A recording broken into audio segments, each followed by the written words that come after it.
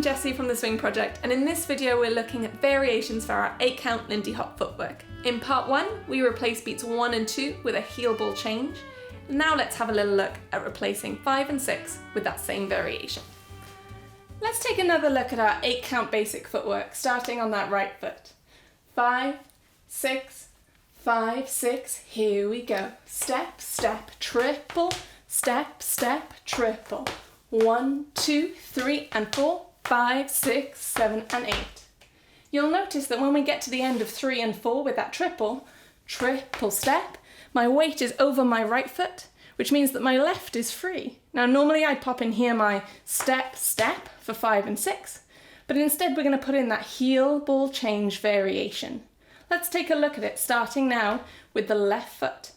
We're going to accent that left heel, step onto the ball of the left foot, ball, and then place our weight onto our right foot.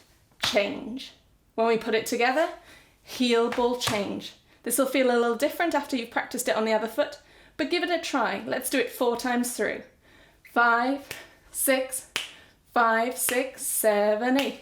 Heel ball change. 5, 6, 7, 8. Heel ball change. 5, 6, 7, 8. Heel ball change. 5, 6, 7, 8. Heel ball change.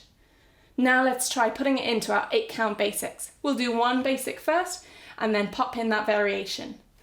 5, 6, 5, 6, here we go. Step, step, triple, step, step, give it a try. Step, step, triple, heel ball change, triple.